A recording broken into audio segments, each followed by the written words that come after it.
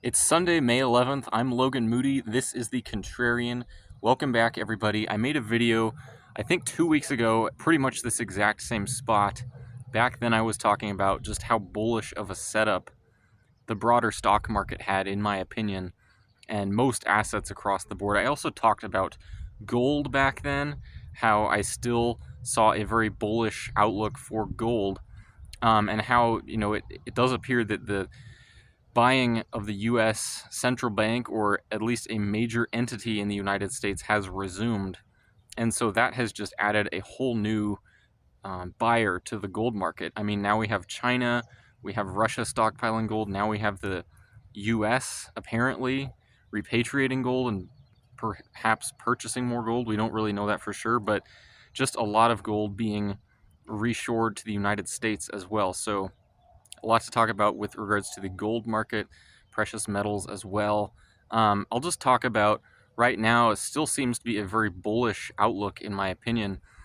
Even today, earlier, we were told that the US and China apparently reached some sort of preliminary trade agreement or trade deal. And so right now, as of the afternoon, Sunday afternoon, I haven't heard, at least, any more details regarding that. But that would be big news if, for example, the tariffs that are on China are cut dramatically, or if they go away. That would be a big bullish development for the stock market, of course. I would be curious to see, if that does happen, how gold responds, because at least right now it does seem like there is some premium on the gold price with regards to a lot of the uncertainty with regards to trade and everything like that, the tariff shock that occurred. And so it might be possible to see gold correct lower on that kind of a development. You could see kind of a inverse relationship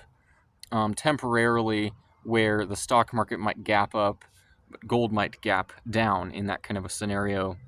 You would probably also see bonds rally significantly, probably see rates fall significantly, just because as a result of something like this, assuming that the tariffs are cut or they go away, inflationary concerns regarding the tariffs would be abated as well. And so, at least in my mind, that's kind of the response that I would expect to see.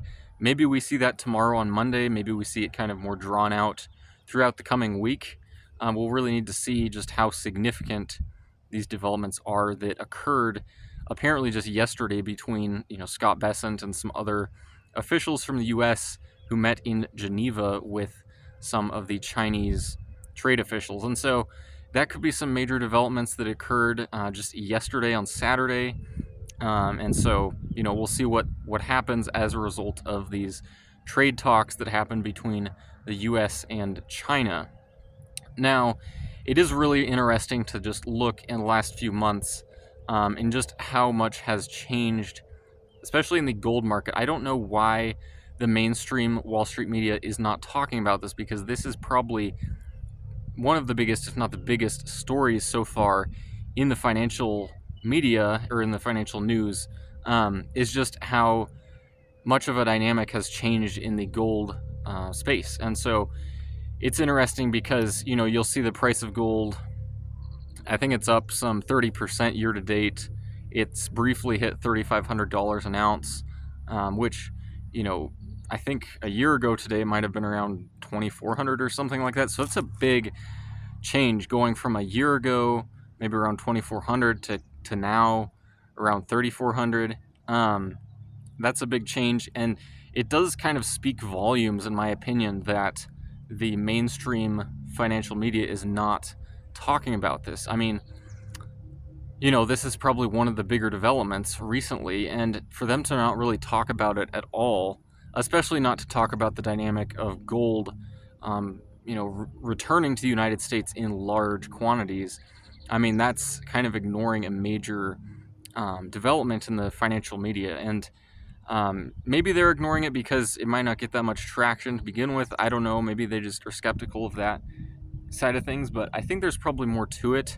I think there's probably, the incentive, for example, of whoever or whatever is reshoring the gold to the United States, they probably don't want, the general public to suddenly start front running them, bidding up the gold price even higher, which, personally, I actually would have expected gold to not kind of go vertical in the last 4 months. I would have expected it to kind of be a more drawn out bull market move. I mean, back when gold first breached $3,000 an ounce, I thought it might correct back to 2,700 or something like that.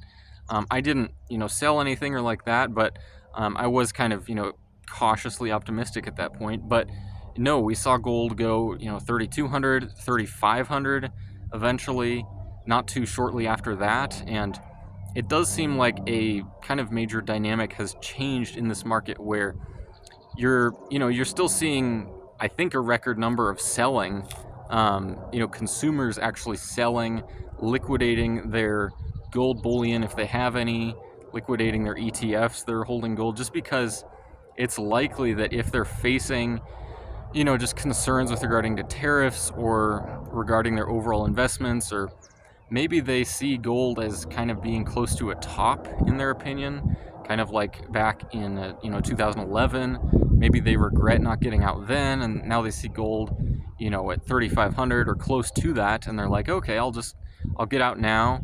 I'll maybe rotate some of that into some more you know risk-free, they would call it, like treasuries or something like that, fixed assets. They might be doing something like that, and you're still seeing a lot of the selling, at least on the consumer side of things. But on the central bank side of things, you're seeing huge quantities of buying. I mean, China, especially, Russia, now other European countries like Poland, Hungary, um, you know, record purchases by their central banks. So essentially, there's a huge amount of buying pressure. There's some selling pressure, but just not that much. And so the price of gold is getting bid up pretty dramatically. Like I mentioned, if something like major trade agreements are reached, which I would kind of expect that to happen eventually, at that point I would expect gold to maybe sell off some, as there's probably some premium baked into it from concerns around tariffs and things like that. There's probably some premium there baked into the gold price right now. But if anything, it might be a pretty short, concise pullback that gold would experience in that kind of scenario, and it might resume to the upside then pretty soon. So, I mean, already you're seeing analysts on Wall Street, kind of leapfrogging each other, raising their, projections for where gold could go in the next 2 to 3 years. I mean, some people, analysts, are already raising it to like a $6,000 an ounce price target for 2028 or something. I don't really know if that's feasible in my mind. I don't really think out that far, but that just shows you how much kind of enthusiasm has returned to the precious metals market, especially gold. I mean, thinking about how big of moves have occurred in gold in the last couple months is pretty insane. Just, consider it, it's like a $23 trillion asset class, which is huge. I mean, Nvidia's 2.5 trillion, something like that. Apple's about the same. So gold is almost like 10 Nvidias, maybe 8 or 9 Nvidias. And so to have these kinds of insane moves to the upside just signifies some pretty significant inflows coming into gold. And there's probably something with it having to do with Basel III actually going into effect this July. Basel III effectively just essentially reclassifies gold as one of 3 tier 1 assets now. So you have the dollar, you have US treasuries, now you have gold being a tier 1 asset as well. And so it's possible that that's a big reason for why gold is reshoring so much, why somebody or something is bringing back that much gold into the United States. It could be something like that, having to do with gold being reclassified as a tier 1 asset. I'm not 100% sure on that. There's maybe something else going into it as well. But it is really interesting. It's a really interesting time to be alive, to just be observing what's going on in the financial realm, because there's a lot of things going on very quickly now that I think typically would be much more drawn out kind of moves that you're just seeing happen very, very quickly now. And so, yeah, in the upcoming week, we'll see what happens, or what happened yesterday with the trade talks between the U.S. and China. Maybe it's a, complete resolution at this point on tariffs. Maybe it gets drawn out a lot longer. I don't know. But it's probably likely that we'll see a lot of other news surrounding trade agreements as well with some other less significant countries, Vietnam, Japan, South Korea, just other trading partners who probably are, you know, easier to negotiate with perhaps than China, just because there's a lot less for them to lose in that kind of a situation. But yeah, very interesting time to be alive. I'd love to know what all of you think about this in the comment section below. Kind of what we're seeing going on with, especially in the gold market, but also what we could maybe reasonably expect to take place in the coming few weeks. Love to know what all of you think. I liked recording outside. Again, it's a beautiful day, and just thought I would share my thoughts with all of you. Like to hear from you in the comments, and hope to see all of you again at some point.